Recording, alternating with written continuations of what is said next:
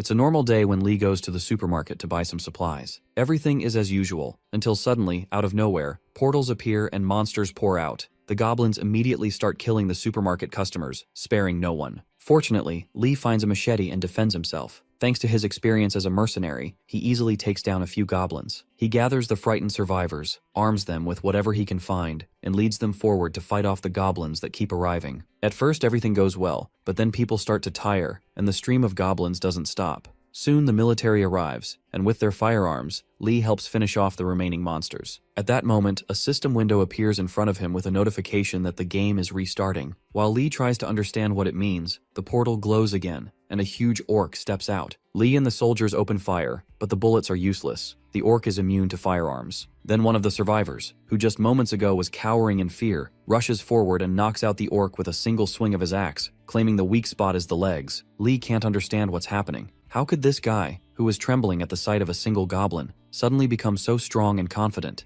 Soon, all the other survivors show the same change, turning into seasoned monster slayers. But strangely, the changes affect everyone except our hero. Suddenly, he receives a system notification that explains everything. Due to a system failure, his regression has failed. Everyone else has regressed from the future. They know everything about the monsters and have years of battle experience. At that moment, Lee realizes he's completely screwed. But before he can even process it, another notification appears. The system has given him a unique special skill as compensation.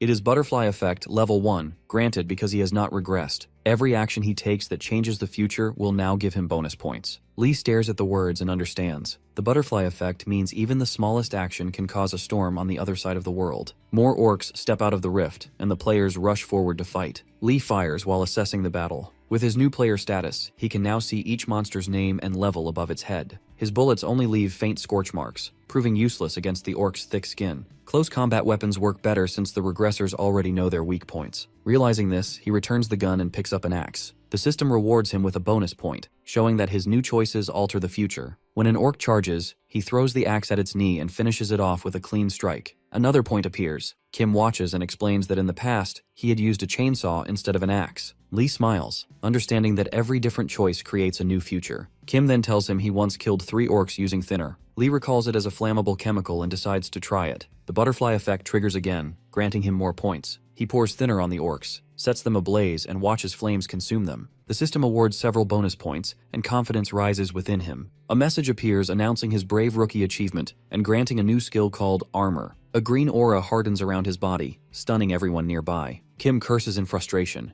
and another player complains that Lee always gains this power. Lee realizes this must be the same skill he had before, since the butterfly effect did not activate. As the rift begins to rumble again, everyone turns toward it, bracing for what comes next. Lee stands before the rift as a system window appears, naming it the Goblin and Orc Dungeon with a D- difficulty. He studies the screen and realizes this game seems designed to wipe out humanity. Each dungeon contains a set number of monsters that eventually pour out through gates, and closing a gate is the only way to stop them. He turns to the players and urges them to clear the dungeon quickly. He remembers that difficulty affects rewards and skill grades, but his goal is not loot. He wants to test his new armor skill and the stats gained from the butterfly effect. With 15 bonus points in hand, he invests them all into strength, raising it from 1 to 16. Confident in his experience with goblins and orcs, he enters the gate. The players follow, with Kim close behind, wondering if Lee had conquered this place in his past life. Inside, a goblin leaps from the shadows and bites Lee's arm. Armor activates instantly, blocking the attack. He crushes the goblin's skull with one hand and gains another bonus point. The others stare in disbelief as his strength grows rapidly within mere hours. A female player calls it impossible, and Kim mutters that armor must be why Lee was once Korea's strongest player. When Lee dismisses his words, jealousy overtakes Kim. He grabs a chainsaw and attacks, but the blade cannot pierce the glowing armor. Lee smiles coldly, crushes the chainsaw, and grips Kim's neck. As Kim gasps in fear, Lee recalls the truth of the battlefield. Greed always ends in destruction. He realizes these regressors thought they could steal what he once owned. Fixing his gaze on the rest, he warns them to stay back. Then he twists Kim's neck and lets the body fall. A heavy silence follows. Lee reminds himself that the world's old laws no longer matter. The game has begun, and mercy only leads to weakness. He faces the trembling players and tells them to leave if they value their lives. Lee looks down at Kim's corpse and realizes how cruel this game truly is. An inventory window floats above the body, offering his items to others. He mutters about its convenience and takes the Goblin Champion's necklace, noting that it now has a new owner. The system rewards him with bonus points for changing the future. The necklace greatly boosts his strength and agility, giving him the same power as leveling up twice. It may lose value later, but for now it is useful. When a player mocks its appearance, Lee ignores the remark and picks up the broken chainsaw to cut down remaining goblins. Even if the boost feels small, every bit of power counts. Soon, a notification appears stating that all monsters are dead and the dungeon will collapse in 3 minutes. He recalls that a gate closes only when all monsters inside are slain. Those who fail to escape vanish with it, which explains the short escape timer. By the gate, he spots the boy who had earlier cried at his father. Lee asks if he wishes to die here. The boy insists on staying with him. Lee orders him to leave, but the boy continues to beg. Frustrated, Lee scolds him again and assigns his 9 remaining bonus points to strength, raising it to 25, 28 with the necklace. The boy then reveals that they regressed 10 years into the past. He says his life will not change even after those 10 years, so he wishes to be a hero for once. He asks to follow Lee, calling himself Kim Minsu. His words and knowledge of future events catch Lee's attention. Minsu confesses that he fought monsters and dragons for 10 years, and now wishes to serve the hero of Korea. Lee finds him interesting and accepts his loyalty. As they leave the gate, Lee asks if being a sidekick is Minsu's only goal. Minsu replies that he wants to be second in command, calling Lee number 1. Lee challenges him to prove it by listing 10 future players, allies or enemies alike, warning that betrayal means death. Minsu agrees, and they exchange contact details before parting. 3 days later,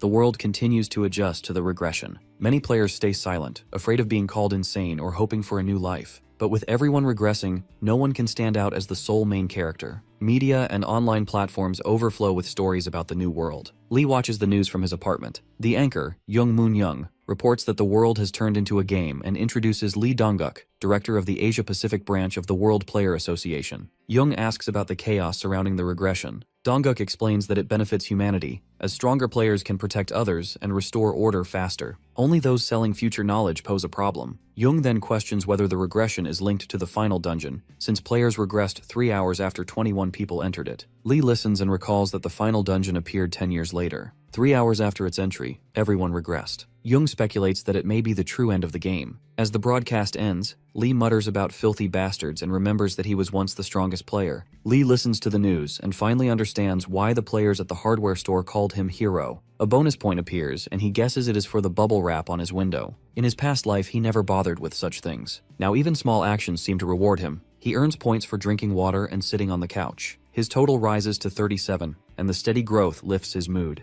As he looks at the numbers, ambition stirs in him. He wonders how he became Korea's strongest player before, without the butterfly effect skill. He learned early that the weak must yield to the strong, and this belief drove him to chase power through money and battle. Now, with a real path toward absolute strength, he feels that dream returning. The news countdown ends, revealing statues of Lee Hwa-yoon, Park Moo-sung, and Choi Chul-sung, the heroes who entered the final dungeon. Seeing his own statue shocks him. It feels strange to be worshipped like this only 3 days after regression. He remembers being the highest paid mercenary in his past life, a weapon people bought for war. Back then, fame meant nothing to him, but now it feels different. The reporter explains that all players regressed after the dungeon event, suggesting that something inside caused it. Dong-guk adds that the 3 heroes have vanished, hiding to protect their rare skills and items. Young questions if this is true, and Dong-guk confirms it. Then he mentions a new rule. The heroes who entered the final dungeon are now forgiven for any crimes. Lee switches off the TV before hearing more. 2 things become clear to him. Many are hunting him, and he can now legally fight back. He puts on his jacket and steps outside.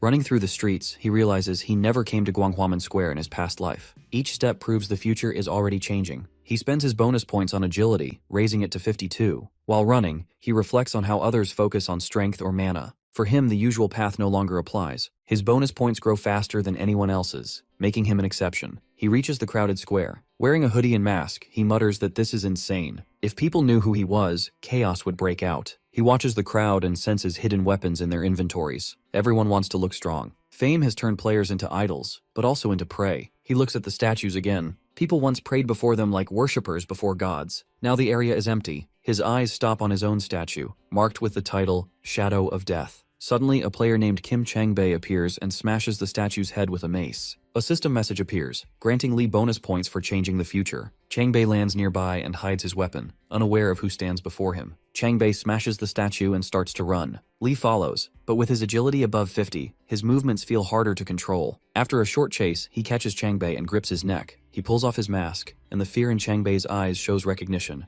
Lee demands to know where he was going. Chang-bae tries to reach for his mace, but Lee seizes his hand and takes it. The weapon once belonged to an orc champion and holds a chance to stun, increasing attack and strength. Lee questions how Changbei obtained such a rare weapon in just 5 days. Convinced he must belong to a guild, Lee tightens his grip and reminds him of his immunity to crimes. Changbei gasps for air and begs to be released. Lee demands his name and guild. Trembling, Changbei admits he is from the General Guild. Lee orders him to continue. When Lee brings up Project Li Huayun, Changbei reveals that it is a plan by the guild to collect all the skills and items Lee once had. After some hesitation, he admits the first target is the stealth skill. It lies in the Lichen dungeon, which will open in 3 days. He adds that 100 players will wait there, confident that Lee will return for it. Lee realizes those players must be regressors. Later, Lee meets Minsu and explains what he learned. Minsu distrusts Changbei and asks permission to kill him, but Lee refuses. Minsu insists the guild will act sooner, while Changbei claims it will happen tomorrow. Lee knows one of them is lying. Their argument grows until Lee grabs both by the neck and demands proof. Minsu shows his phone with an article stating that Lee will appear at the Lichen dungeon on the 7th of January, tomorrow. He explains that the dungeon appeared early in the game and that Lichens are far stronger than goblins or orcs. They move in packs, and no one cleared the dungeon before. When they escaped, they destroyed cities and killed thousands. Lee now understands why the dungeon became infamous. It caused massive destruction, and people feared it more than any other. Minsu reminds him that he was the one who destroyed it in the past. Lee turns to Changbei, demanding to know who ordered him to destroy the statue. Changbei snaps and reaches into his inventory. Lee reacts first and breaks his neck. A message appears, granting a bonus point. Lee realizes he must have spared Changbei in his past life. The world is changing faster now because of the regressors. He turns to Minsu and mentions finding a way to kill Lichens, perhaps using poison. Minsu questions why he is asking about things he should already know. Lee cuts him off and admits he never regressed, warning him to keep it secret. Minsu is stunned and explains that such knowledge means nothing without power. Lichens are level 5 monsters, and lower level players cannot enter. Lee nods, realizing he must reach level 5 soon. Lee is only level 2 but knows levels mean little. With 80 stat points and 162 bonus points, his total reaches 242. By his estimate, he matches a level 80 player. Still, Minsu reminds him that even with such power, he cannot face the Lichens yet, and his low level prevents dungeon entry. Lee asks Minsu to take him somewhere to level up. Minsu explains that only goblin and orc dungeons exist for now since new gates open slowly, and the Lichen gate appears tomorrow. Most players ignore the weaker dungeons, calling them a waste of time. Lee calls those monsters cuties and uses his bonus points to raise strength to 187, strengthening his armor skill with it. They arrive at a goblin and orc dungeon. A goblin throws stones, but Lee moves swiftly and kills 2 with ease. His speed and strength leave no room for resistance. While fighting, he asks Minsu about skill stones. Minsu explains that they rest near a monster's heart, and their color shows class. White for common, purple for rare, yellow for unique, and red for legendary. The stealth skill from the Lichen dungeon belongs to the rare class, so its stone glows purple. Lee asks about the meaning of these classes. Minsu tells him that rare and below can appear multiple times, but unique and legendary exist only once. Skills can also level up, increasing their effect. When Lee asks about special skills, Minsu admits he has never heard of them, and Lee drops the topic. The next day, Lee reaches level 5. He and Minsu stand at the site where the Lichen gate will soon appear. A crowd already gathers. Lee instructs Minsu to observe while he handles the rest alone. Ahead, around 100 players from the General Guild wait. Only 5 can enter the dungeon, and Lee must be among them. A man steps forward and announces that this is where Li Huayun gained the stealth skill in the past. He declares the General Guild will seize it this time. The crowd cheers, confident of victory. 5 minutes later, the countdown begins. When it ends, the gate opens. Lee bursts forward before anyone can react. Players shout and try to block him, but none can match his speed. He reaches the gate first and enters, followed by 4 others. The system announces the dungeon is full. Outside, Minsu watches in awe,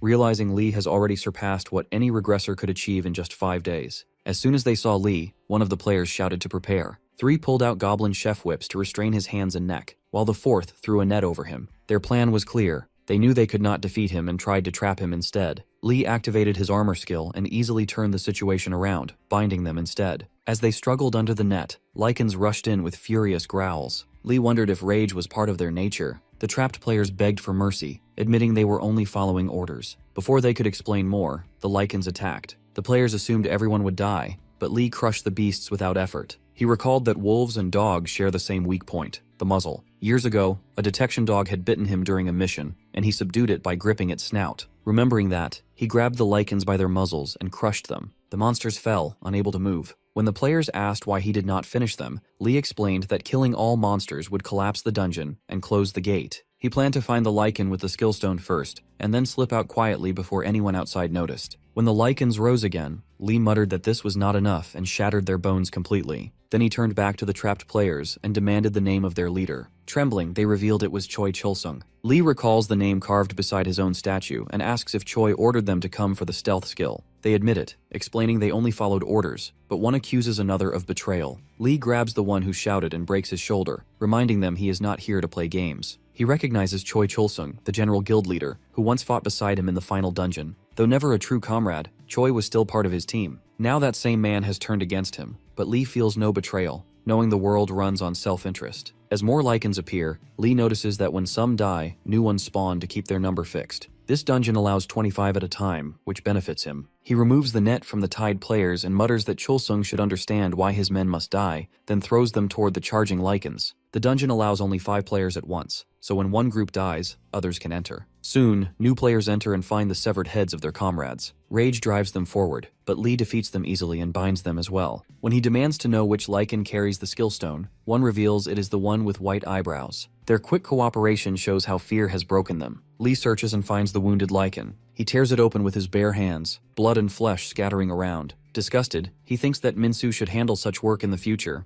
Inside, he finds the stone containing the stealth skill. The prisoners whisper that it is the same skill used by a hero in the final dungeon and regret losing the chance to claim it. Lee considers selling the stone for wealth but decides otherwise. Since the game began, power has stood above all. He remembers his orphaned childhood and the wars he survived. True power now lies within his reach, and he will seize it to shape a new history. He swallows the stone, but a message states that the skill is locked until level 10. Frustration rises as his current level is 6. Determined, he resolves to grow stronger. He uses his 102 bonus points to increase strength, raising it to 289. Knowing the guild's men wait outside, he realizes a direct fight would be dangerous. To stay safe, he spares one lichen so the dungeon remains open. More will spawn, letting him train further. With his immense strength, even a level 5 lichen poses no challenge. He focuses on controlling his power to avoid killing them too fast. After steady fighting, he reaches level 10. The stealth skill unlocks, and he activates it, turning his hand transparent while his clothes stay visible. The players explain that at higher levels, even clothes vanish. Lee checks his skills and sees progress levels beside each. When they confirm that full invisibility starts at level 2, he removes his clothes and activates the skill again,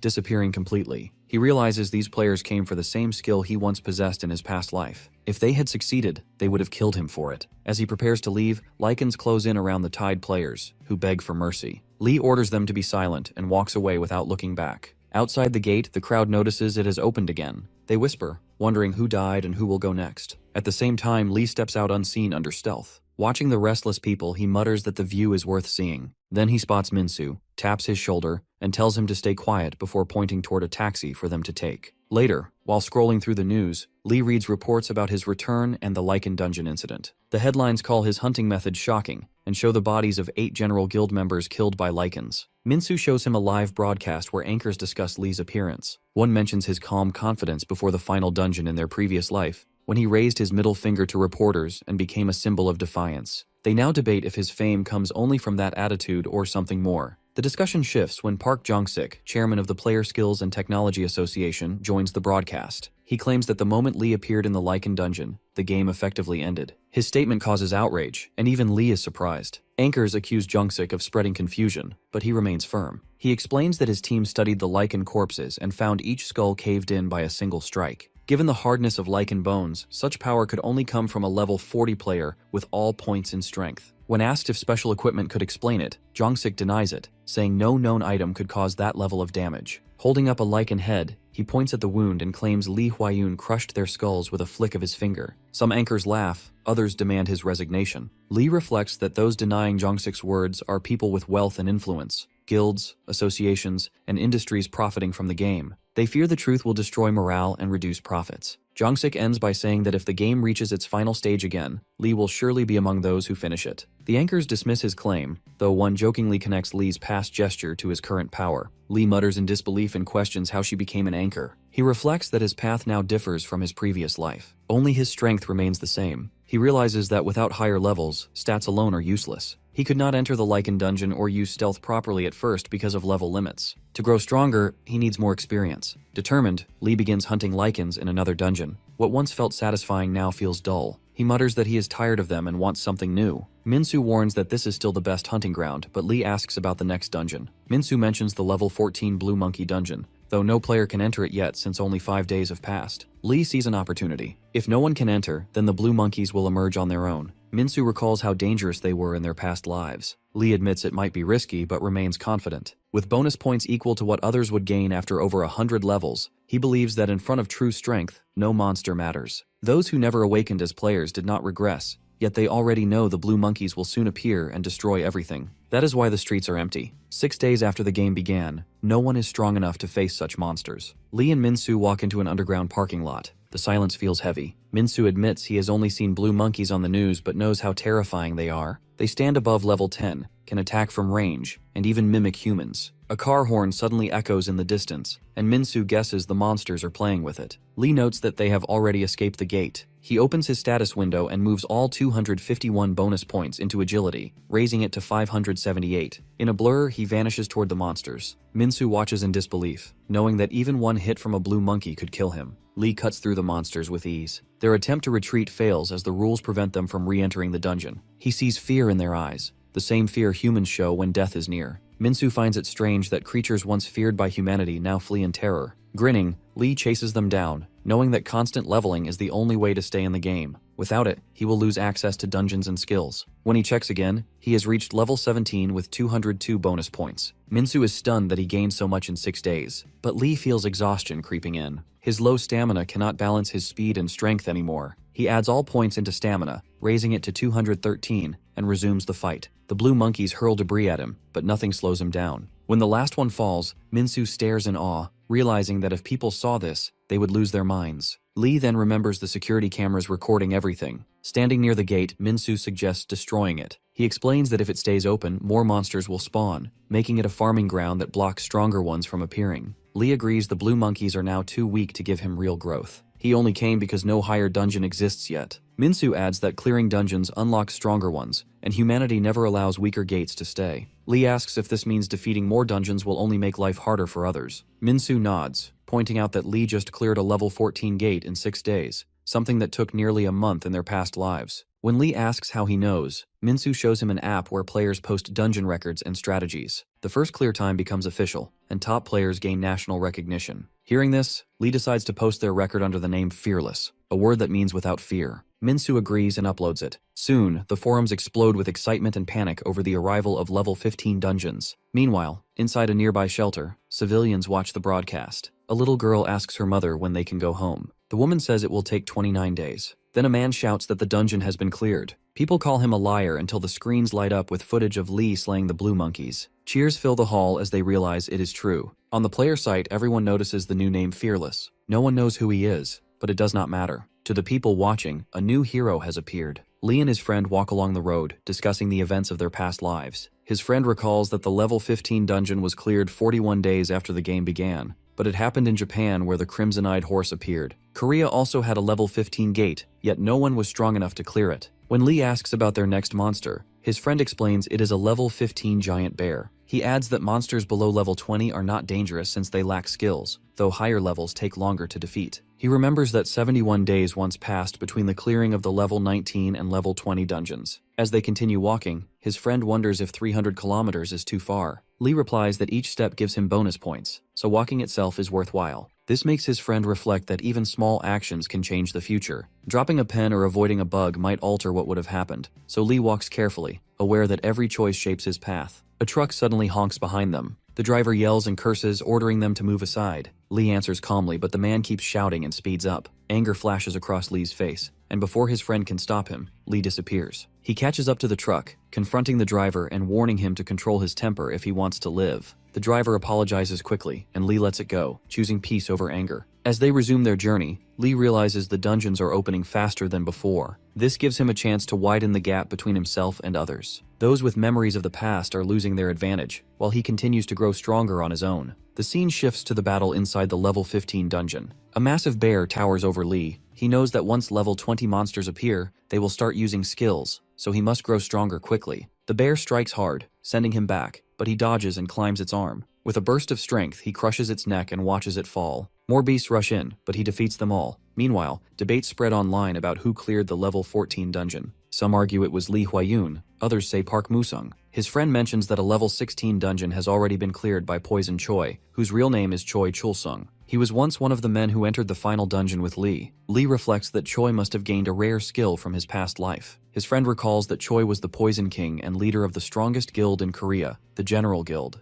Lee remembers how Choi once tried to steal his stealth skill and decides he must move faster. When Lee asks about Choi's weapon, his friend recalls a black dagger once belonging to the Golden Leopard, a level 20 monster from Korea. Lee dismisses the memory, focused only on his own progress. His friend updates him that the level 17 and 18 dungeons have been cleared on January 9th and 10th. As they exit another dungeon, Lee asks about the next ones. The level 19 dungeon lies near Gangnam Station, and the level 21 dungeon will open at Yuldong Park in Bundang. Lee notes it would take about 30 minutes to reach there without traffic. His friend feels relieved that the area has fewer people, but Lee reminds him that even if crowds appear, no one can enter. Only he can claim the weapon again. Now at level 21, Lee holds 744 bonus points. He channels all of them into strength, raising it to 1033. A system notification appears, announcing that his strength has surpassed 1000 for the first time. He earns a new title, King of Strength, and gains the Petrify skill, which freezes an opponent for 3 seconds. Testing the skill on his friend confirms its power. His friend compares Lee's strength to that of young Xiangwei, the Emperor of China, who once led all players there and cleared countless dungeons. Lee wonders if his new skill is the same as the Emperor's, and his friend confirms it. Lee then instructs his friend to go to Yuldong Park and watch who gathers there. Meanwhile, he will clear the level 19 dungeon at Gangnam Station.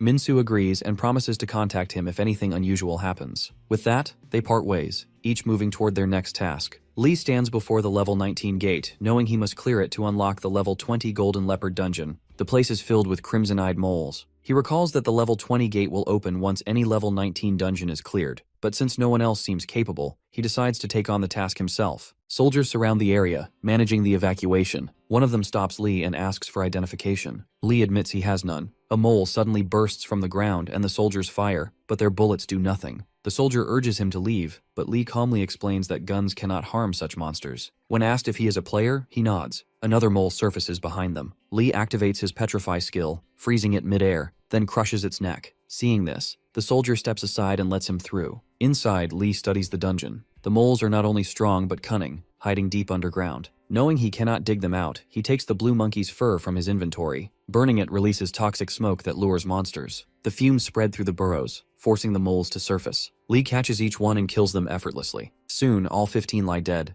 A system message appears announcing the dungeon's clearance and the gates collapse in 3 minutes. His phone rings. Minsu warns that reporters have surrounded the Golden Leopard dungeon. Lee tells him to drive them away and says he will arrive soon. Minsu finds it strange that the General Guild has not shown up despite knowing about Lee's stealth skill. Lee concludes they are avoiding him because they know crossing paths with him means death. Lee leaves the soldiers behind and drives to Yuldong Park. When he arrives, the place is crowded. Annoyed, he calls Minsu, reminding him he was supposed to clear the area. Minsu explains he tried, but no one listened. Lee steps out, determined to handle it himself. As soon as the reporters spot him, they rush forward shouting his name. Questions fly from every direction. Some blame him for lowering player morale. Others accuse him of causing chaos with his fast dungeon clears. Some even beg for autographs and photos. The noise grates on him. After years of war, he has learned to value silence. He stares at the crowd and declares that weakness is not a sin, but blaming others for it is. Those who do should rot in hell. His sharp words quiet the crowd for a moment. Then one reporter brings up Boward, a Canadian player who once entered the final dungeon. Boward has claimed Lee is strong now, but will be the weakest among high-level players later. Lee asks which station has the highest ratings. When they point to one reporter, he turns toward the camera, raises his middle finger,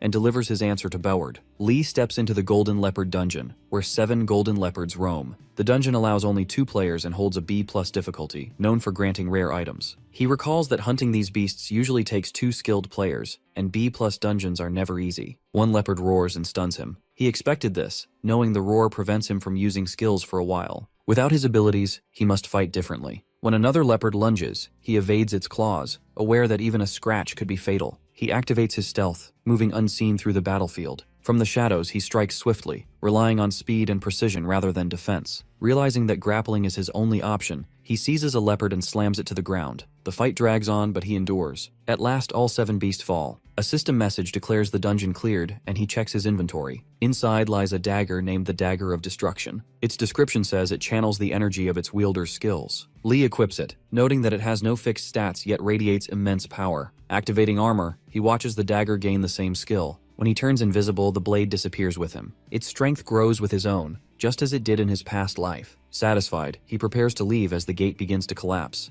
Outside, a crowd of reporters swarms him again. They shout his name and bombard him with questions about Fearless, the dungeon, and his weapon. Their noise irritates him. He spots Minsu nearby, apologizing for failing to clear the area. Lee understands. His friend lacks the influence to stop them. He notices something strange. No players have appeared. Normally, many would rush here to steal his loot or skills, yet none have come. The thought unsettles him. Then a reporter calls out, asking when he will gain the unique skill Eye of the God. Lee freezes, confused, as he has never heard of it. His friend signals him after hearing the name Eye of the God, reminding Lee that it was once his skill. Reporters close in, demanding to know his stats and level. Lee answers calmly that he is level 24 with a strength of 1033. Silence falls. He declares that he is beyond the law, and warns that if anyone bothers him again, he will kill them. The next day, chaos spreads worldwide. Newspapers print headlines calling him the birth of a god and mock Board's earlier taunts. Others report that the Golden Leopard dungeon was cleared in less than 40 minutes. Governments express concern, and North Korea labels him a global threat. Every outlet writes about his refusal to give interviews and his threat toward the media. Later, Lee and Minsu sit in his living room. Lee asks about the Eye of the God. Minsu confirms its existence, saying Lee possessed it in his past life. It allowed him to see opponents' stats and inventory, making it a unique and unmatched skill. As it leveled up, it evolved through a process called a second awakening, changing not only in power, but in form. Minsu speculates that at higher levels, the skill could detect even slight movements in an enemy's pupils or heartbeat, giving Lee perfect precision in combat. Lee asks where it might be found, and Minsu suggests checking the player website, which tracks dungeon records. Though not flawless, it could narrow the search. Lee knows time is short. Many players have regressed and will race to claim the skill. Large guilds and low-level players alike will hunt for it. Minsu reminds him that he was one of the strongest players in his past life, and that people talk about him constantly. Rumors about Project Lee Huayun spread rapidly, and major guilds have begun studying records of those who entered the final dungeon. Lee wonders if these records were made because they foresaw regression,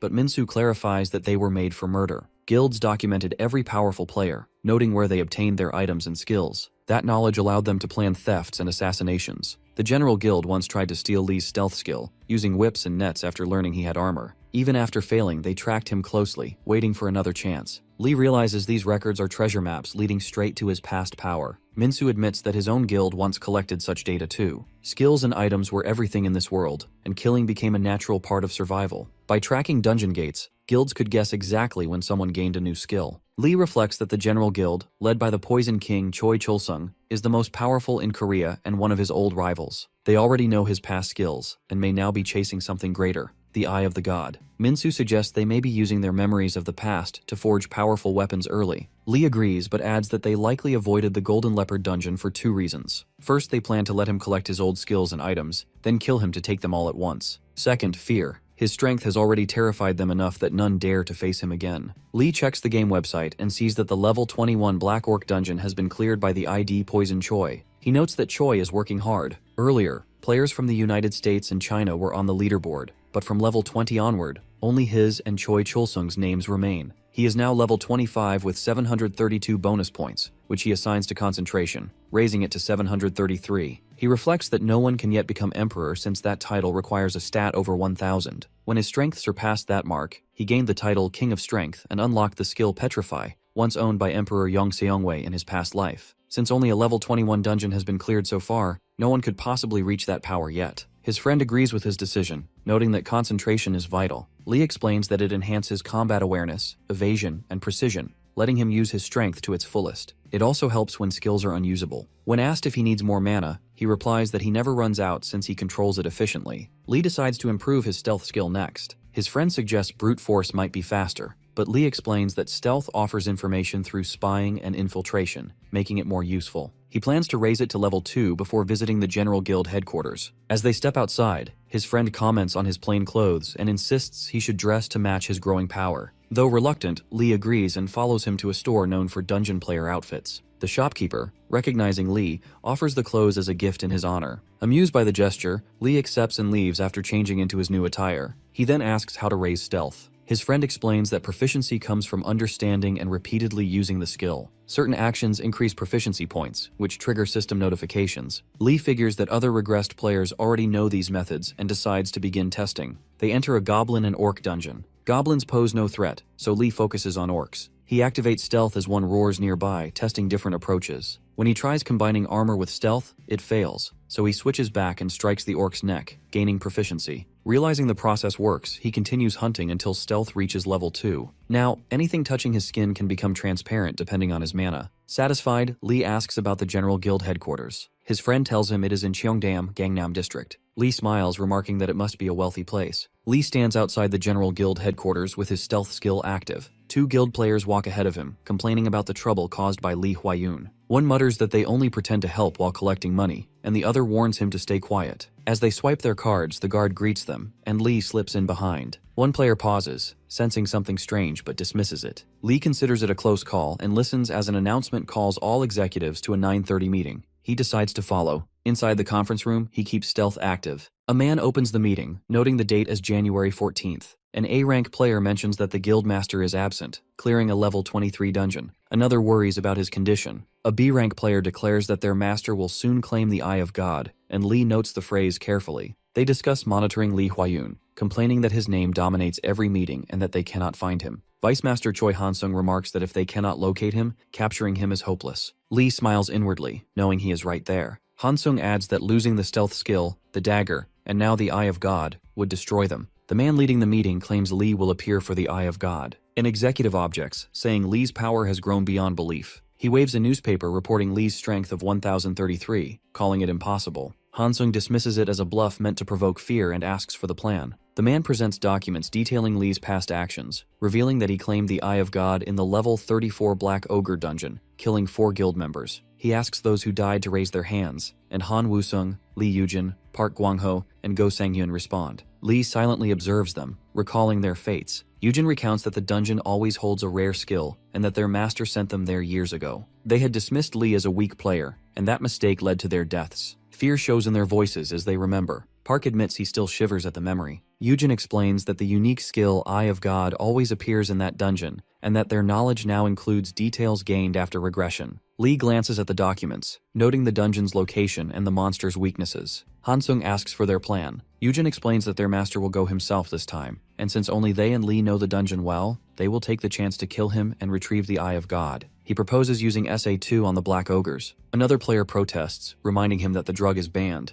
Yujin insists there is no other way to stop Lee. Park adds that they will support their master and return with the eye. Listening from the shadows, Lee quietly wonders if they are ready to die the same way again. Human imagination knows no bounds. Even as monsters threaten the world, humans study their remains to craft tools for survival. Monster materials are unlike anything found on Earth. Some are harder than iron yet light, some burn better than coal, and others are shaped into complex designs. These discoveries advance human technology, though not always for good. One such creation is the drug SA2. Lee messages his friend to ask about the drug. His friend is alarmed and warns that it is banned by the World Player Association. When Lee asks about its purpose, his friend explains that it amplifies a monster's power. A test once turned a goblin strong enough to defeat a level 20 golden leopard. The drug was originally made as a weapon to unleash monsters in enemy lands, but it caused chaos, leading to soldiers and players dying to weaker beasts. In the guild meeting, Lee Yujin explains that SA2 lasts 24 hours. When Lee Hwa-yoon appears at the Black Ogre Gate, they plan to inject the drug into the monsters, raising their strength to level 100. After killing him,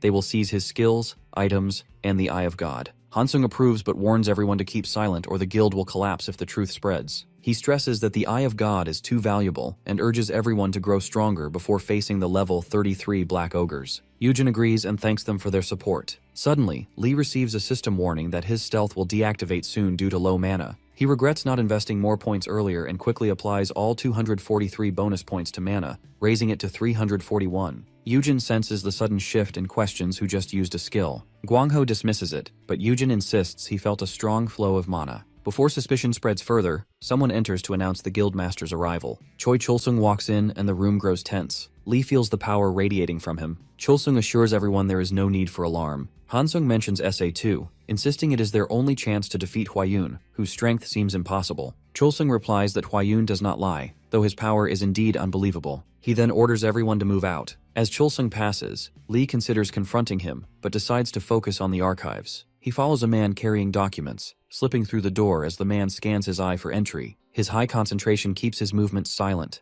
Inside, he reveals himself, binds the man with blue monkey fur, and seizes the records from his past life. He studies the papers under the flicker of his lighter. The records are detailed, describing every battle and every player he once killed. Reading them brings a faint sense of sadness. He turns to the list of items and skills, each tied to the monsters they came from, and finds the accuracy almost admirable. Hwayun's past records reveal that after clearing the level 245 dungeon, his body changed completely. His darkened form grew unstable and destroyed everything in its path. The sight was beyond description. It became a legendary grade skill that players later named Lee Hwayun's Shadow, earning him the title Shadow of Death. After the world reset, this same power now belongs to Choi Chulsung, Master of the General Guild. Reading the records, Lee realizes this is the final entry about his past and future. He suspects it is only a copy and demands the original before destroying the archive. Shattering the supercomputer that held all guild data, he earns a vast amount of bonus points, showing how much the guild's fall has shifted the world's balance. The destruction of the archive itself alters the course of the future. Knowing strength must come first, Lee invests all bonus points into his strength stat, raising it to 2054. He messages his friend, explaining that they cannot predict how much the SA2 drug will enhance monsters. His friend replies that a strength of 2000 alone is extraordinary. When Lee asks what else he learned, his friend explains that the drug was originally made to increase dungeon rewards. Humans believed stronger monsters would make harder dungeons and better drops, so they experimented by injecting monsters with the drug. However, the system never recognized the change, making the drug unpredictable and dangerous. Lee finds the drug troublesome and worries about the General Guild's plan to use it on black ogres. His friend suggests testing it first. They inject a goblin with the drug, and it roars with sudden power before charging. Lee reacts quickly, grabs it by the skull, and crushes it, noting its speed, but realizing its strength is still far below his own. Later, Lee enters a level 27 dungeon filled with tooth zombies. Their rotten stench makes it hard to focus. They move as fast as blue monkeys, and their iron jaws can crush anything. Even breaking their skulls or organs fails to stop them, so Lee decides decapitation is the only way. Using stealth, he slices through them one by one.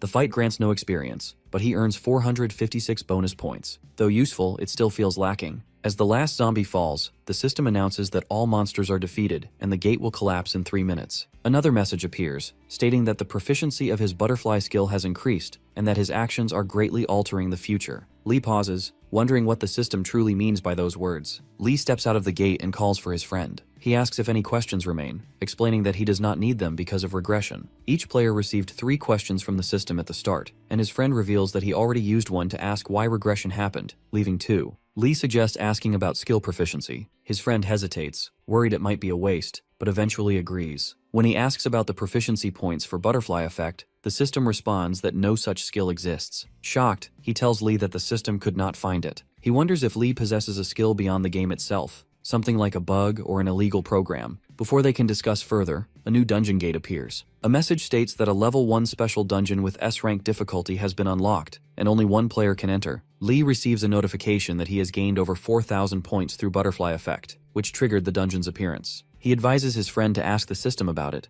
but his friend refuses, frustrated that the last question was wasted. He complains about the game's creator, saying the system denies what clearly exists. Lee points toward the gate, reminding him that the system's denial means little when the proof stands before them. A warning flashes that the gate will close in 30 seconds. They both wonder if it can shut on its own. Lee steps forward, telling his friend to question the system about the gate while he goes inside. The system responds that special dungeons appear when a player or small group grows too powerful compared to others. These dungeons are designed by the god of the game to restore balance. Clearing one grants a special skill made to counter an unstoppable player. His friend realizes the gate appeared because of Lee, and that any player who clears it could gain a skill strong enough to challenge him. The system explains it could not answer earlier because information about special dungeons was only added moments ago. Annoyed, his friend mutters that Lee is about to grow even stronger. Inside the dungeon, Lee walks through a dim corridor, noting that an S-rank dungeon should at least grant a unique skill. Suddenly, a goblin appears ahead, smiling eerily. To Lee's shock, the creature speaks, calling itself the guardian of the special dungeon and revealing its level, 200. It mocks his surprise, promising him a quick and painless death, then raises a blazing sphere of fire and hurls it toward him. Lee activates his armor as the fire hits him. The system notifies that the armor's proficiency has increased. He realizes it grows stronger when enduring attacks beyond its defense. The skill advances to level 2, gaining the ability to release a shockwave. The goblin looks startled by Lee's strength and charges with another wave of fire. Lee uses his petrify skill, freezing the creature mid-air before slamming it into the ground. The goblin grunts in disbelief, but when Lee grabs its head to crush it, the goblin blocks the attack. Lee is surprised that its skull remains intact. Grinning, the goblin summons 3 clones. One clone praises Lee's power, while another wonders how he survived so long. They launch energy blasts, but Lee dodges swiftly. When one clone attacks from behind, Lee blocks it and strikes back. His armor releases a shockwave, sending the goblin flying. The force amazes him. The goblin stares at the fallen clone in disbelief, muttering that no human should be this strong. Lee charges again and destroys another clone. The remaining 2 retreat, but he does not stop. He notes their understanding of human speech while pursuing them. Pouring all his bonus points into strength, he pushes it to 3,486. Lee rushes in with overwhelming power. One clone cries that their deaths cannot be part of the god's plan. Lee punches, obliterating him instantly. Fear fills the last goblin's eyes before Lee vanishes using stealth and pierces its neck with his dagger. The creature collapses. He levels up, realizing it is the result of slaying such a high-level monster. A notification announces that all monsters have been defeated, and the gate will close in 3 minutes. The level 200 Guardian has fallen, and a special skill has been granted to him. Excitement rises within as he awaits the reward. Lee receives the special skill Eye of the Reversal, which allows him to read another player's memories. However, it cannot read the memories of players stronger than him, and can only be used once every 24 hours. The skill has the power to close the knowledge gap between past and present players, who once relied on experience and memory to stay ahead. Stepping out of the gate, Lee meets his friend, who immediately asks if he gained another special skill. Instead of explaining, Lee decides to demonstrate and uses the skill on him. A system message appears, asking which memory to view. Lee selects the time they were in the supermarket. The memory unfolds before him like a scene, complete with options to pause and rewind. He skips ahead to see Minsu's father dying and the guilt that haunts his friend. Then he sees Minsu looking at him with admiration, believing Lee could change the world and defeat all monsters. Lee smiles at what he sees and repeats his friend's thoughts aloud, making Minsu blush. Declaring they will slay every monster and rule the world, Lee glances again into his friend's mind and catches him referring to him as my lord. He teases Minsu, who becomes flustered and begs him to stop. Lee laughs and decides to wait for the level 29 dungeon. Later, Lee sits in his apartment and uploads an update to the game site, announcing the clear of the level 28 Golden Tooth Zombie dungeon. Reactions flood in. Some accuse him of unfairness, others praise him, and many worry about the destruction caused by stronger monsters. A few doubt the final dungeon can ever be cleared, while others call him a god. Lee ignores the debate and focuses on posting his completion times, as the official rankings by the government and World Player Association depend on them. Reaching the top 10 would grant him freedom from laws and taxes, but his real goal remains the final dungeon, which promises power and fame beyond measure. Minsu returns with news that Choi Chulsung has cleared the Nice Poisonous Spider dungeon, an achievement that seems impossible without a new ability. Lee suspects Choi is after the Eye of God, and expects their confrontation at the Black Ogre dungeon. The scene shifts to a level 30 dungeon in South Korea, known as Darkhorn Hogs. Lee faces a massive hog whose horns expand with every roar. One strike could kill him, but he also knows the horn's immense value. His mana runs low since Eye of the Reversal consumes much energy. With 112 bonus points left, he allocates them all to mana, feeling renewed strength as he charges toward the beasts. The hogs charge toward Lee, and he activates his armor. Grabbing their horns, he slams them into the ground. The horns refuse to break, which explains their high value. He pins the beasts under his foot and drives his dagger into the ground. The armored blade releases a shockwave, surprising him with its power. Realizing the effect, he cuts off their horns with ease but feels disappointed at how little challenge they posed. Holding the Darkhorn hog horns, Lee notes their worth as materials for legendary items. Since he already owns a strong dagger, he plans to sell them for profit. The system then announces that all monsters are defeated, and the gate will close in 3 minutes. Back in his apartment, Lee stares at his phone after posting an update about clearing the level 30 dungeon. The growing attention irritates him. He wonders how many level 32 gates are open nearby. Minsu replies that 2 exist in South Korea. Lee suspects Chulsung might wait for the level 33 gate instead, planning to do the same. Minsu suggests it could turn into a game of strategy. If both men wait, the first to clear the level 32 gate will force the other to move quickly. Meanwhile, Choi Chulsung stands before a gate with 4 players Lee had killed in his past life. Guanghu doubts the drug's effectiveness against someone as powerful as Lee. Yujin calls Lee's strength exaggerated, but Sanghyun warns that Lee's power might be real. Chulsung states he has no intention of facing Lee directly. Even if Lee's strength exceeds 1,000, he believes the enhanced ogres will overpower him. He explains that the SA2 drug multiplies a monster's stats by 20 for 24 hours. Confident in his plan, he decides to let the ogres kill Lee and then claim his items afterward. As they enter the gate, a group of black ogres appears. Chulsung pulls the pin from an SA2 smoke bomb and rolls it forward. The ogres inhale the drug and fall under its effect. Watching them transform, Chul-sung smiles, planning to wait until the drug wears off before collecting Lee's remains. Then, he and his team leave the dungeon. Lee arrives at the gate with Min-soo and notices the eerie silence. He concludes that the enemies have already used the drug on the black ogres. Spotting footprints, he wonders how the so-called top guild could be so careless. Min-soo confirms the ogres are under the drug's effect and suggests waiting for the drug to wear off, but Lee refuses. Since they already know the monster's position, changing plans could alert the enemy. He invests all his bonus points into stamina and tells Min-soo to hide because the general guild has seen his face. Min-soo agrees and waits for Lee's call. Unseen, a surveillance bug from the guild records them. At the control room, the guild's operators track Lee's movements and fix the camera on the gate. They predict he will not last more than 3 hours. Their leader orders an immediate report to Chul-sung. Inside the dungeon, the stench forces Lee to cover his nose. Moving silently with his dagger ready, he feels the ground tremble as black ogres approach, each gripping massive axes. They appear more monstrous than before, and despite his stealth, they sense him. Realizing their senses have sharpened because of the drug, he braces for battle. An ogre hurls its axe, but Lee activates armor and dodges. He casts Petrify, slashes the monster's leg, and drives his dagger into its back until it falls lifeless. Another ogre swings with great force, and though Lee blocks with armor, the impact throws him back. He acknowledges its power as more ogres rush forward. They throw their axes, but he evades with ease. Seeing their weapons scattered, he notes they are useless now. Grabbing one of the axes, he throws it at the chief ogre, severing its neck. As the body collapses, the pack roars in rage, and Lee readies another axe to face them one by one. With his immense strength, Lee snaps the ogre's arm, leaving it dangling uselessly. The creature roars in pain and swings its other arm, but Lee dodges and crushes its leg. The beast collapses, and Lee stands over it, deciding not to kill it yet to keep the gate open. Around him lie 9 lifeless ogres, yet the Eye of God remains hidden. Thoughts of Choi Chul-sung and the general guild surface, and he resolves to draw them inside the dungeon. He tosses the ogres' heads out of the gate and steps outside, taunting the hidden watchers. Their plan, he says, was neither clever nor effective, and urges them to come quickly. Then he returns inside, ready for their arrival. In the control room, the surveillance team watches in panic. The administrator contacts Chul-sung, explaining that Lee has thrown out the ogres' heads. Chul-sung realizes the situation and demands a poison strong enough to kill Lee. When told it is still in production, he orders the administrator's execution, declaring that all useless people will die from now on.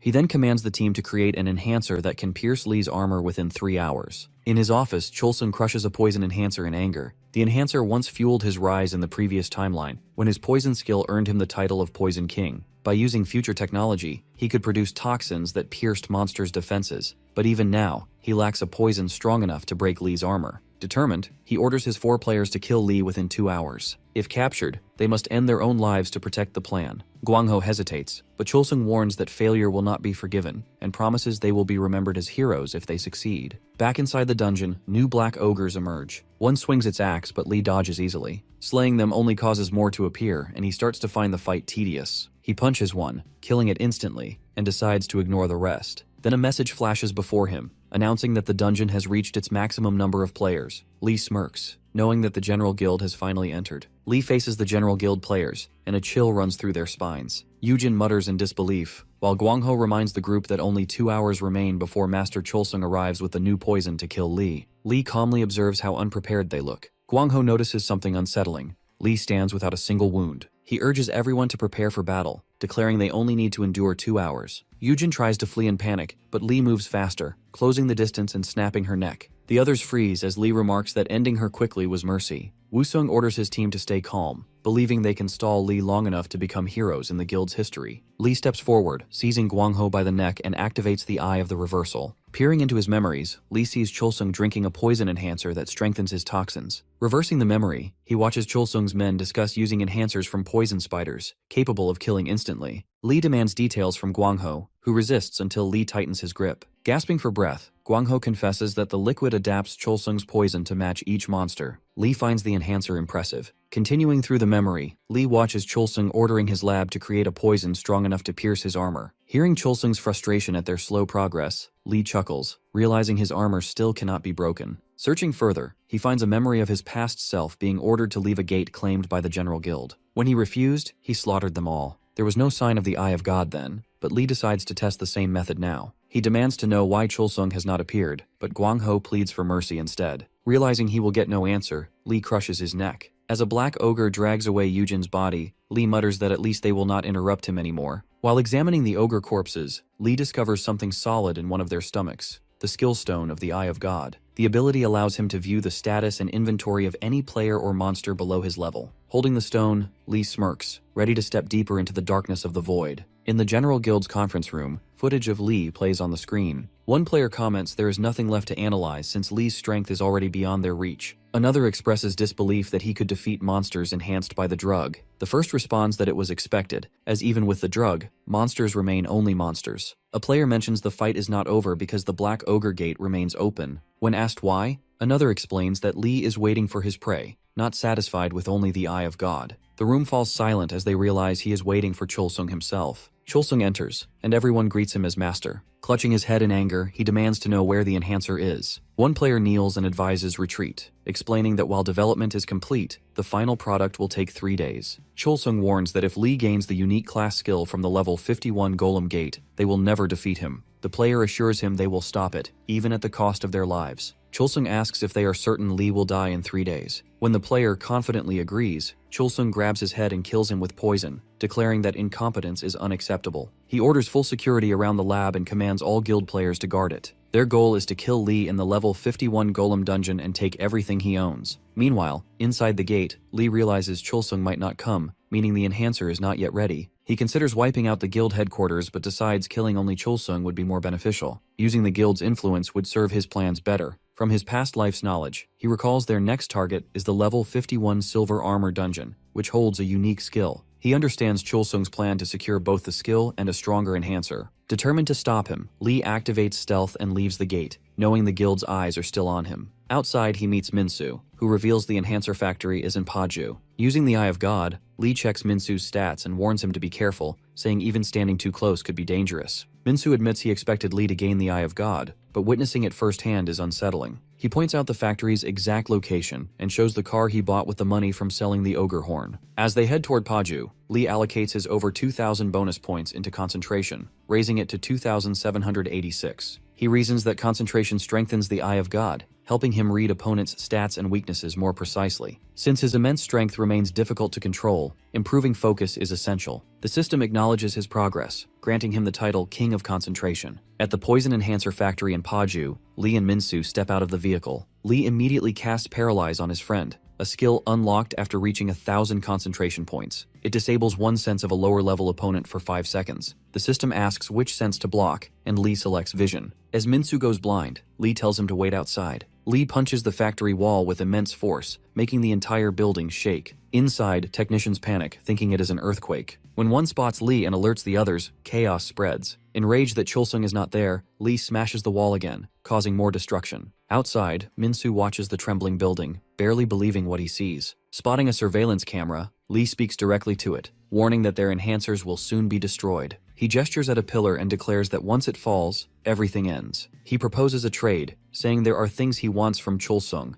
then crushes the camera. The next morning, Lee sits on the rubble as Cholsung arrives. Using the Eye of God, Lee scans his stats. Realizing this, Cholsung curses at him. Lee notes his poison skill, capable of causing death with an 80% chance. Cholsung calls him a coward, but Lee reminds him that without his help, Cholsung would have died in the Black Ogre dungeon. According to Lee, victory decides who the coward truly is. Cholsung attacks with poison, but Lee evades and closes the distance. His speed shocks Cholsung. Grabbing him by the neck, Lee withstands the poison with his armor. He remarks that only a stronger enhancer could have pierced it. Using the Eye of Reversal, Lee reads Cholsung's memories, uncovering his skills, items, and the final hidden dungeon. Cholsung laughs suddenly, and before Lee can react, he throws poison toward Minsu. It strikes, infecting him. Consumed by rage, Lee ends Cholsung with a single punch. Retrieving the poison skill stone from the corpse, he rushes to his friend, who begins to heal after absorbing it. Lee scolds Minsu for standing too close. When Minsu asks if the poison skill now belongs to him, Lee confirms. Minsu thanks him, but Lee dismisses it and tells him to prepare for future gates. They will need the equipment from them. That day marks the death of Cholsung, once the most feared man in Korea. The next day, headlines across Korea declare Criminal of the Century Cholsung dead and General Guild officials arrested. Reporters question who defeated the underground leader. Lee reads the news as Minsu suggests revealing the truth, since the public now sees Cholsung's killer as a hero. Lee refuses, explaining that players who seek fame always meet tragic ends. In a world where everyone hunts for power, exposing his identity would invite danger. Many would covet his skills or possess technology like the poison enhancer capable of killing him. He states that when everything ends, he will build his own monument to record his achievements. Reading a comment asking about the Poison King's lost poison, he reflects that after death, only a person's skills and items are valued. Setting his sights forward, he declares their next goal, the unique class skill hidden in the level 50 silver armor dungeon. The records name it Assassin, and though he does not know its power, he believes following his past path step by step will be the fastest way. A system alert shows his bonus points continue to rise, likely due to the knowledge gained from the General Guild. Since he alone did not reset, his growth mirrors a main story quest. He plans to collect key items and progress faster. Minsu, now stronger with Chulsung's poison skill and a bag of enhancers, can hunt alongside him. Though destroying the factory limited their supply, it was still the right choice. Minsu suggests using the alias Joker Kim for Lee's game account, recalling it as a legendary name from the past. Lee accepts and tells him to reach level 34 before their next dungeon. By January 29th, Minsu clears the level 34 Blue Pheasant dungeon, and Lee advances to 37. Their rapid progress sparks rumors online. Some speculate that Joker Kim might be Lee's ally, while others insist the great lone Lee never keeps companions. That night, Lee leans against a wall, speaking to Minsu over the phone. Minsu praises the enhancers, saying monsters melt before his poison. He plans to rest after one more run. Lee warns him not to underestimate his enemies and to call once he clears it. Hanging up, Lee reflects that nearly a month has passed since the reset. Without resting, he has advanced rapidly. Opening his status window, he assigns all bonus points to agility, earning the title King of Agility and unlocking a new skill, Gravity Control. Testing it on a tree, he sets the weight to 100 tons, but the system rejects it. Lowering it to 2 tons, the tree collapses under the force, and he feels an overwhelming sense of power. A warning flashes. His actions will greatly affect the future. Just then his phone rings. Minsu's panicked voice breaks through, shouting that a level 100 lichen has appeared. The line goes dead. Lee realizes the system's warning referred to this very moment. He dashes toward Minsu's gate, knowing the future he has been changing has finally begun to unfold. Minsu lies injured outside the level 38 gate, struggling to breathe. When Lee arrives, he immediately asks what happened. Minsu explains that a level 100 monster is inside, confused how such a beast appeared in a gate meant for 38. Lee notices the deep wound on his arm, and Minsu admits the strike never touched him. The wind alone tore his flesh. Suspecting the dungeon may hold an item of equal level, Lee moves toward the gate. Minsu pleads for him to stop, but Lee ignores him and steps inside. Within the dungeon, Lee finds serpents with flames burning at their tails. Believing them to be the gate's main threat, he crushes one underfoot and uses its body to strike down the rest. The silence that follows makes him doubt Minsu's words, until a low growl breaks through the air. A towering lichen emerges, gripping a scythe. Activating the Eye of God, Lee confirms it as a level 100 lichen, a result of the butterfly effect. The distorted future has arrived. The lichen attacks with its scythe, but Lee dodges and retaliates with brutal precision. He lashes its face with the serpent's body, but the beast barely flinches. When it unleashes its execute skill, Lee evades again, closes the distance, and slams it to the ground with a flick to the head. A flurry of strikes follows until the monster collapses lifeless. Level up notifications flood his vision, his level soaring to 62. Among the loot, he spots the lichen's broadsword, its power immense, yet locked behind a level requirement of 100. Frustrated, he stows it away and finishes carving the creature before leaving the dungeon. Outside, the news shocks him. Lichens are appearing worldwide, in New York, Tokyo, and beyond. The World Player Association president urges global unity, while Board, America's top player, calls the crisis beyond comprehension. Watching the chaos unfold, Lee admits the truth. It is his fault. His actions altered the future, summoning the lichens into this world. The president announces that new gates will not appear until the strongest monsters are slain. Lee realizes this means the level 39 gates remain sealed. Minsu feels a momentary relief, but Lee knows it only delays their progress. Turning away from the screen, he declares their next move. They will head to the airport. Their destination is Japan, where the lichens await. Lee and Minsu arrive at the airport, masks covering their faces. The receptionist informs them that all flights to Japan are cancelled due to the lichen outbreak. Minsu replies he has already received the same answer from every airline. The receptionist, confused by their persistence, warns them to leave at once, saying even the president cannot lift the ban and that they would die if they went. Minsu urges Lee to remove his mask. Since the airport is nearly empty, Lee takes it off. The receptionist recognizes him instantly. When Lee states he must go to Japan to kill the lichen, the man hesitates but admits it is dangerous even for him. Lee sighs, pulls out the lichen's broadsword, and drops it when it refuses to equip. The receptionist stares in disbelief, understanding that Lee meant the World Player Association's private jet when he asked for a comfortable plane. With help from Japan's government and the association, Lee and Minsu soon depart on a luxurious flight. The calm of the journey fades quickly when Nami, a researcher, begins explaining the lichen's unmatched defense. Lee cuts her off, asking to rest, but she insists it is for humanity's sake. Irritated, Lee dismisses her. Startled, she admits no man has ever ignored her like this, and reminds him that hundreds are fighting the lichen in Japan. When he asks how to silence her, she refuses, saying humanity depends on him. Lee finds her words troublesome and says he no longer wishes to fight, leaving her speechless. After the captain calls her to the cockpit, Lee finally rests, but Nami soon returns with urgent news. The lichen has begun summoning monsters from other dungeons to destroy cities. When the plane lands, they prepare to part ways. Minsu hugs Nami tightly, pretending to be a helpless orphan, while Lee reflects she still does not know he is a player. Nami promises they will meet again and tells Lee to head to the Tokyo hotel surrounded by skyscrapers. Lee nods and walks off with Minsu, who wishes the moment had lasted longer. Soon, they reach a gate glowing with gray light. Lee studies it, realizing it is another result of the lichen's chaos. The city's destruction confirms Nami's intel. The lichen is opening gates and unleashing monsters non-stop. Minsu explains that Japanese players are tracking it and waiting for the right time to strike. He offers to contact them, but Lee refuses and points toward the gate, deciding to handle it first. When fire serpents emerge, Lee questions why the locals have not cleared them. Minsu explains the gate opened early because of them. Lee reasons that as long as the monsters remain, the gate will stay open. He orders Minsu to release poison at the front while he handles the rest. As they fight, Lee earns bonus points from the butterfly effect and grows uneasy, remembering how it once spawned a level 100 monster inside a level 38 dungeon. Minsu suddenly reports that the lichen is heading toward them. Lee pauses, surprised, and wonders why it would come here. Minsu shows Lee live footage of the lichen. The creature releases a powerful energy blast that shoots toward the cameraman.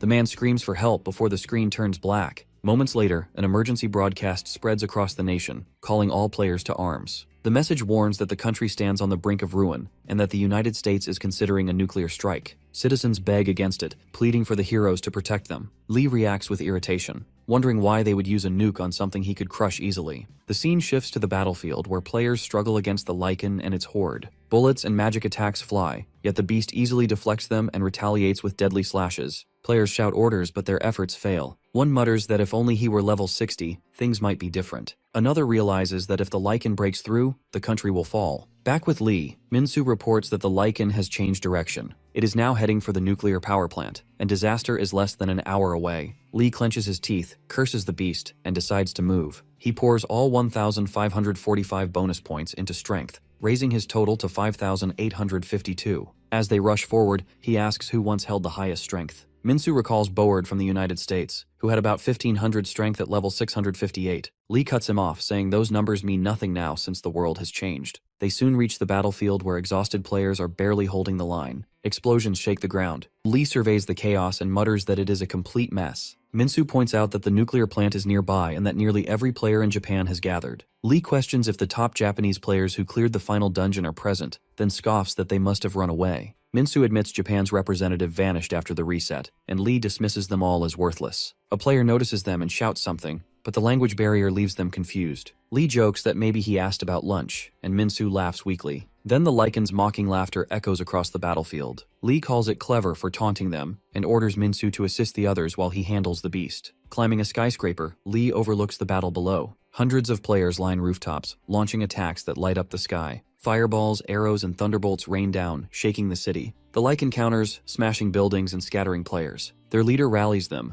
raising a fireball high and commanding everyone to strike together. The explosion signals a massive barrage that forces the lichen to one knee. Cheers erupt as they believe victory is near, but the creature rises in fury. The lichen lifts its sword and prepares a devastating circular slash aimed at the skyscrapers. Despair fills the players as they realize the attack will annihilate them. From above, Lee watches the destruction unfold and decides it is finally time to step in. Lee uses the petrify skill on the lichen, freezing it in place. The players watch in disbelief, recognizing the ability. One murmurs that it must be petrify, while another insists the King of Strength could not possibly be there. Lee leaps from the skyscraper, lands before the motionless beast, and flicks its head. The lichen dies instantly, and his level rises several times at once. The players erupt in cheers, hailing him as their savior and king. Though he cannot understand their words, Lee assumes they are praising him. He pulls out his dagger, searches the corpse, and finds a glowing level 100 mana stone. Holding it, he recalls how mana stones once replaced coal, their value tied to the monster's level. He reaches for the lichen's broadsword, but it vanishes into his inventory. A system message reminds him he cannot equip it until level 100. Nami, watching from afar, remarks that his arrogance was not misplaced. Lee tells her to ready the jet, saying he will handle the Lycan in the United States as well. She informs him that it was already destroyed with a missile in the desert. Lee acknowledges this, noting their vast land made it possible. Nami adds that Japan's emperor and prime minister wish to thank him,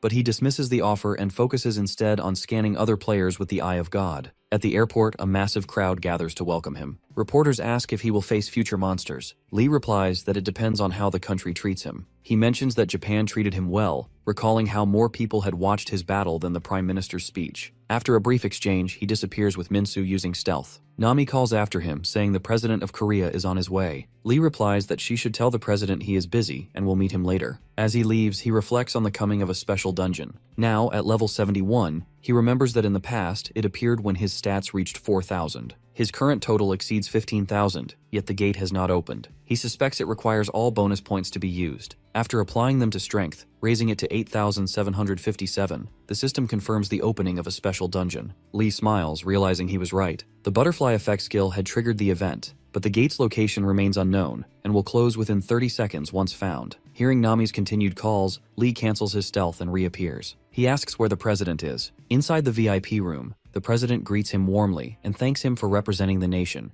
adding that relations with Japan have improved because of him. Lee responds with respect. The president admits he likely did the same in the past timeline and apologizes for not expressing gratitude sooner. Lee assures him it is fine. The president reveals plans to reward him with a higher title than national merit, but Lee declines and says he has a request. He considers revealing the secret of the special gates but decides against it, fearing interference. Instead, he reports that a golden special gate has opened. The president is stunned and demands confirmation. Lee explains it is true and warns that a monster stronger than the Lycan lies within. He adds that the gate closes within 30 seconds of discovery and must be found quickly. The president orders immediate action and promises full support. Lee notes that he has spoken only truth, though he hides the part about the dungeon's rewards. Wanting more than just government aid, he finally requests that the president keep the matter secret and avoid making it public. In the control room of the National Crisis Management Office, Lee stands beside the president. The president remarks that if Lee's words are true, then the Golden Gate could become as great a threat to Korea as the Lycan was to Japan. Lee replies that from experience, the monster inside will be far stronger. An order is issued to search the country using cameras. Lim, head of National Crisis Management, raises a concern. If the gate closes within 30 seconds and a monster stronger than the Lycan appears, why not send other players instead? Lee insists he must be the first to enter, explaining that the Golden Gate not only holds a powerful monster, but also grants rare rewards known as special skills and items. Lim finds this unbelievable, saying that over 100 players in the control room have regressed, yet none have seen such a dungeon. Lee admits this is why he hesitated to speak, but he refuses to lie. Whether they believe him or not is their choice. Lim turns to the president, arguing that Lee's request hints at monopolization. Keeping the search secret would allow him to claim all rewards, making him too powerful, like an uncontrollable weapon. The president asks for suggestions. Lim proposes banning Lee from entering dungeons and sending government players instead. Lee reflects bitterly that perhaps he should not have killed the Lycan so quickly. He pulls out the Lycan's broadsword, which drops to the floor since he still cannot equip it. He remarks that Korea had its own Lycan, and maybe leaving it alive would have made them realize the harshness of the world, where players fight endlessly for survival and power. Lee points to the sword and questions Lim directly. Monopolization is common, driven by instinct and ambition. He asks if this desire for strength is wrong, but Lim stays silent. Lee turns to the president for judgment. The president agrees that if a dungeon does not belong to the government, then they cannot restrict entry. Monopolization is part of a player's ability. Lee asks if that means he can freely enter the special dungeon, since he received no reward for killing the Lycan in Korea. The president agrees. Lee declares that he will take this special gate as compensation and claims rights to all future ones. He then demands Lim's dismissal, arguing that as head of crisis management, Lim should have supported strength, not feared it. The president urges calm, but Lee insists, calling Lim's thinking pathetic. While the discussion continues, satellites locate the special gate, and Lim is dismissed. Later, in the car, Lee remarks that people only listen when he goes to extremes. Minsu admits everyone trembled when he spoke. Lee wonders why they never listened the first time. The gate is located in Socho near the beach. Minsu reminds him to stay cautious,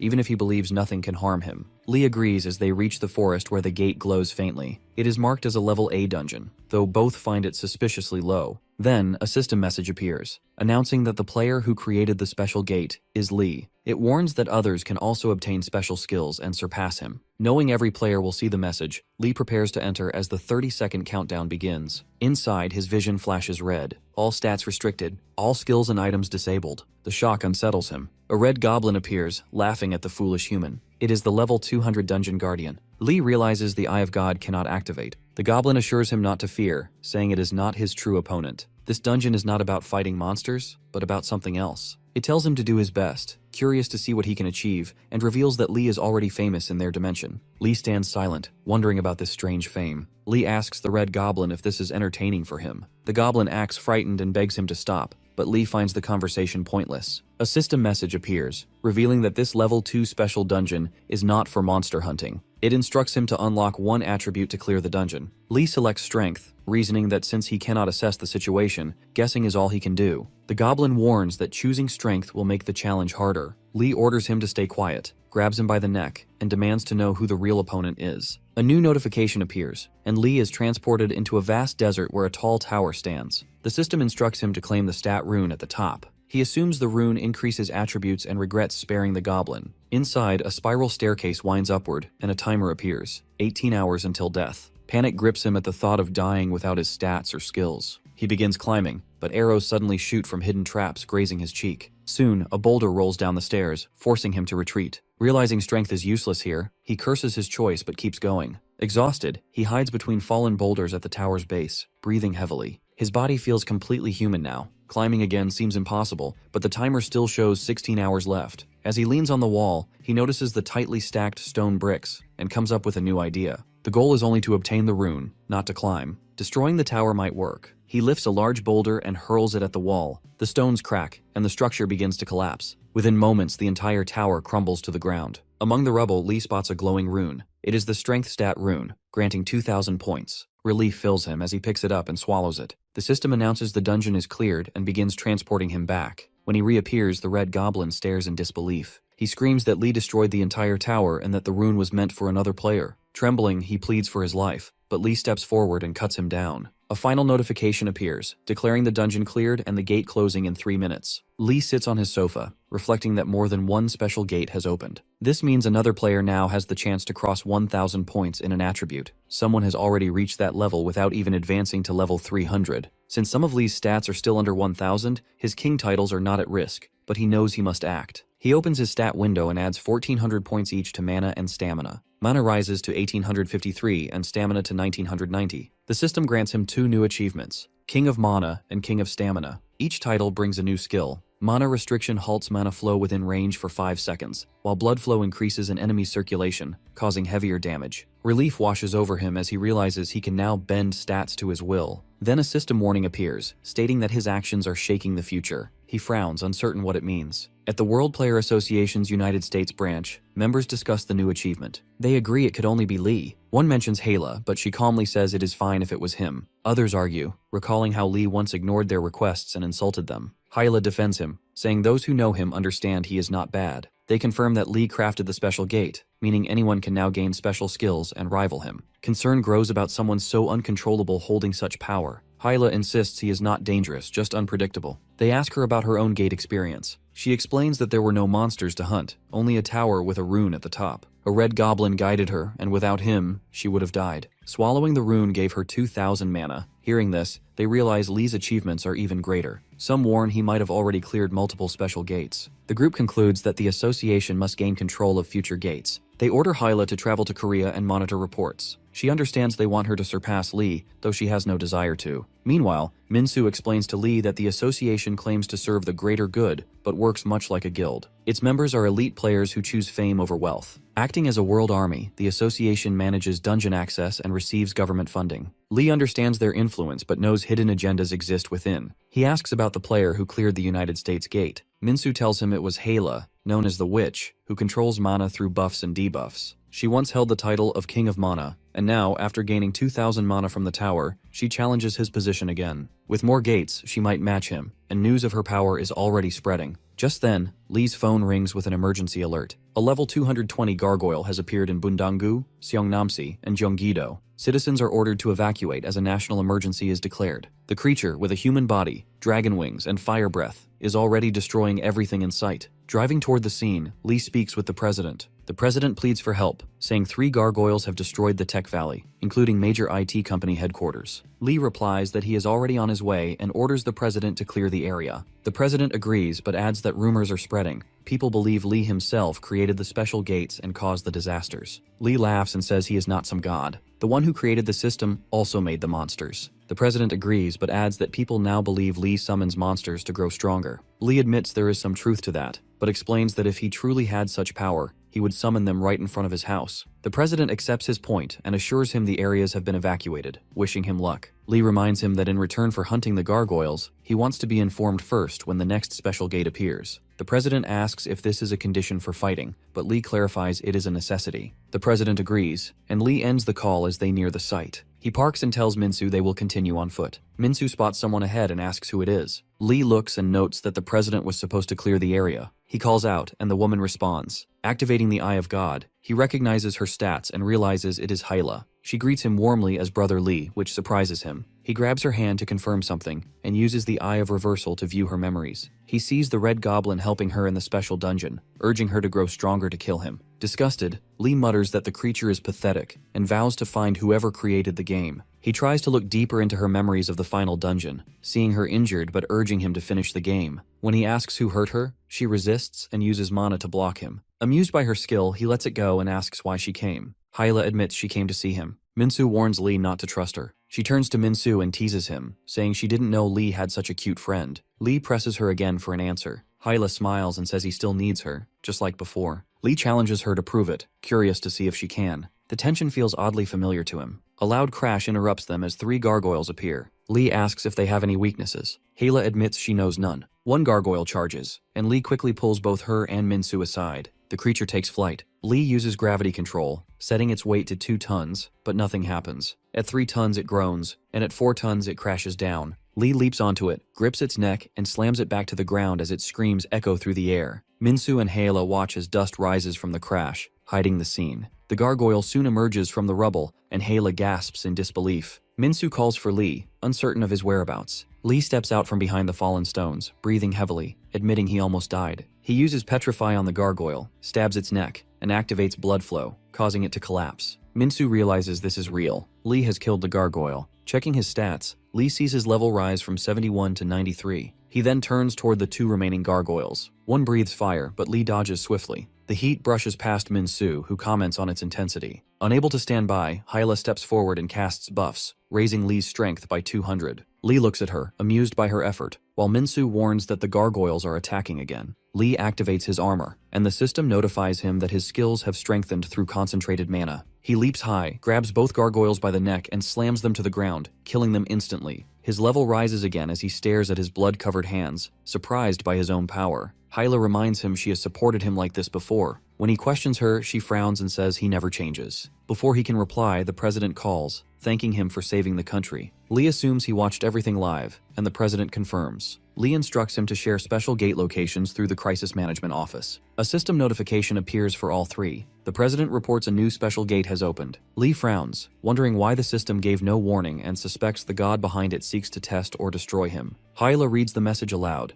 The gate appeared because of Lee's overwhelming strength, now at level 117. It is in Gangseo-gu, and she asks to join him, promising not to interfere. Lee asks why she wants to follow. Hyla says she came to Korea for him and refuses to obey the World Player Association. She insists she decides her own path. Lee agrees, on the condition that she shares every piece of information she receives. She promises she will do anything for him. Minsu mutters that her buffs are useful but questions her intentions. Hyla replies that Lee must save the world and end the game. Minsu doubts her words, but she insists her reason is personal. She reminds Lee of what he once said, that players would rule the world after the game ended. Lee admits he does not remember, and she smiles, saying those words now guide her. Lee shakes his head, realizing he might have inspired something dangerous. Still, he smiles faintly as they head back to the car together. Lee, Minsu, and Hyla stand before the special dungeon gate. It is a level 3 dungeon, limited to 2 players, ranked A+ in difficulty. Lee notes the change and steps closer. Hyla asks if she should join, but he shakes his head, warning it could be dangerous. She agrees and watches as he enters alone. Inside, a red goblin waits. The moment it sees Lee, it recognizes him and reacts nervously. Lee senses something wrong and demands to know what it is hiding. The goblin hesitates, so Lee activates Eye of God, revealing its true power.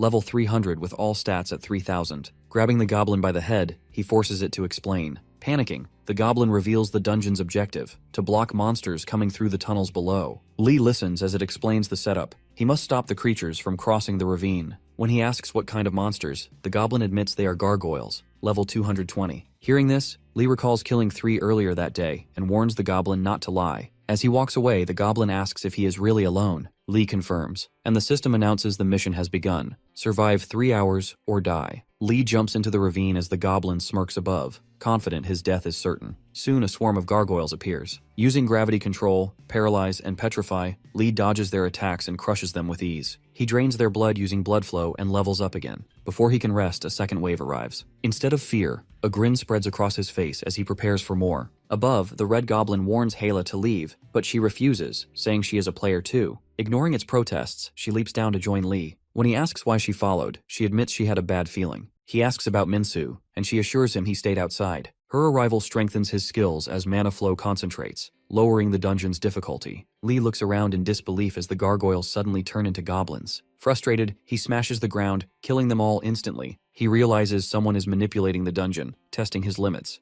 Yahello notices his tense expression and asks what is wrong, but he brushes it off. When she offers to deal with the red goblin, Lee silently acknowledges her loyalty, realizing she may have been his ally in a past life. Later, Lee confronts the red goblin again, gripping its head tightly. Trembling, it insists it only followed orders. Lee's tone hardens as he demands to know who gave those orders, his patience finally gone. Lee listens as the red goblin begs for mercy, promising to reveal the truth if spared. It explains that their god controls the game channel. Lee questions if it is truly a god, and the goblin insists it is, claiming it watches everything within the game. Lee smirks and raises his middle finger to the air, knowing the god must be watching. The goblin admits the god interfered because Lee broke the game's balance. Lee frowns, pointing out they made him this way. The goblin pleads ignorance, saying it only followed orders to raise the dungeon difficulty when Lee entered. Disappointed, Lee sighs and crushes its skull, ending its life. Yahello steps forward and says he can meet the god in the final dungeon. Lee looks at her, curious. She explains that the god is the one who created the entire game. A system notification confirms Lee cleared the level 3 special dungeon and rewards him with 3,000 bonus points. Lee asks if they will have to fight that god, and Yahello nods. He wonders if the god is human, but she admits she never saw it. When he asks who killed her before, she names Park Musung. Hearing the name, Lee orders her to stay still and activates Eye of Reversal to view her memories. In her memories, Musung stands before her, mocking her weakness without Lee. He calls her the witch Yahello,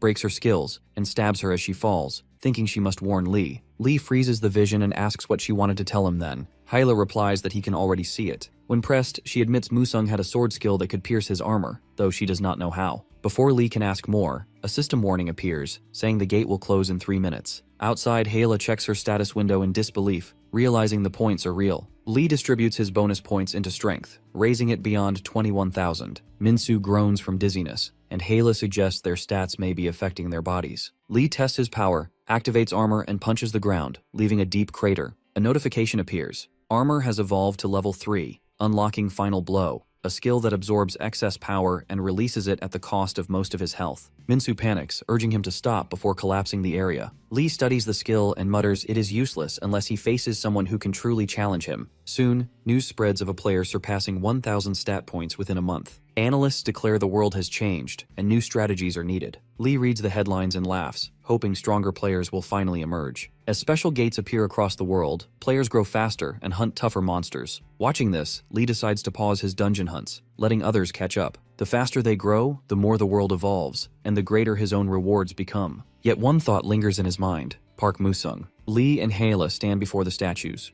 Yahello laughs when she sees Lee's statue showing the middle finger, calling it ridiculous. Lee notices Park Musung's statue is smaller and covered in graffiti, never updated since it was built. Lee contacts the president, complaining about the statues in Gwanghwamun Square. He argues his statue should be moved because he has not achieved feats like Admiral Yi Sun-sin or King Sejong. The president reminds him he saved the world, but Lee insists his actions were for personal gain, making the statue embarrassing. The president explains it was chosen by national vote, declaring Lee a hero, yet Lee still demands it be moved. The president reluctantly agrees. Lee then asks about removing Park Musung's statue. Before the president can respond, Lee destroys it. He explains the act is being streamed live, so Musung will see his reputation ruined and be forced to abandon his false hero image. He tells the president to place his statue in front of Musung's house instead. The Blue House reacts quickly, broadcasting the footage nationwide. The public is shocked, questioning why Musung remains silent. They They recall his past power but notice his absence now. Yahello explains Musung became a player only 5 years before the final dungeon appeared, rising to the top within that short time. Most believe becoming a player comes from finding a gate or gaining mana from monsters. Lee realizes Musung has not yet awakened in this timeline. Minsu calls this good news, and Lee agrees. Musung must face strong monsters to become a player again. This gives Lee time to prepare. When Musung finally awakens, Lee plans to either kill him instantly or brand him a traitor, forcing him into hiding. Lee contacts the president again, asking for an article portraying Musung as the worst man in history, hiding behind a hero's mask. He is certain Musung will not stay silent after that. Elsewhere, a red goblin forces stat stones into a gargoyle's throat, promising it power to kill Lee. He debates keeping some for himself, but decides the gargoyle is his only hope. If it kills Lee, it will lead all monsters. Meanwhile, other players continue clearing gates, helping Lee indirectly. He waits for the level 51 gate in Korea, which grants the assassin class skill. Lying Do suggests he rest, and Minsu agrees. A system warning appears, stating his actions are greatly altering the future. Lee lies back, puzzled. Yahello asks about it, and he replies that another level 200 monster is about to emerge. Suddenly, a gate opens. A level 51 silver armor gate filled with players, rated difficulty A. Yahello warns they have no time to rest. Lee smirks, saying they will achieve 2 goals today as the gargoyle-like figure appears and the battle begins. The monster lands heavily, shaking the ground. Lee instantly summons his armor and charges forward. The creature growls and traps both his arms in its grip. Lee flinches, then activates the Eye of God. The scan reveals the monster's level, 230, with stats far beyond normal. He turns to Minsu and Yahello, asking what the numbers should be. Yahello replies they should not exceed 3,000. Minsu warns him not to waste time and to finish it quickly, reminding him that hesitation brings curses. Lee mutters in disbelief as he reads over 20,000 total stats. Yahello freezes, unable to process the number. Lee grabs the monster by the neck and slams its face into the ground, but it rises again. He uses Petrify, yet the effect lasts barely 3 seconds before breaking. Lee realizes the skill might be too weak against such high stats. Kaylee, the gargoyle, attacks with immense force. Lee dodges while Minsu recognizes the move, noting it has never been this powerful. Yahello senses the immense mana around it and warns Lee to stay alert. Lee grips its head again, slamming it down repeatedly until it finally collapses. He levels up several times. Catching his breath, Lee wonders if the creature had absorbed stat runes. Minsu points out they entered the gate immediately, so no one else could have altered it. Lee agrees, realizing something strange is happening again.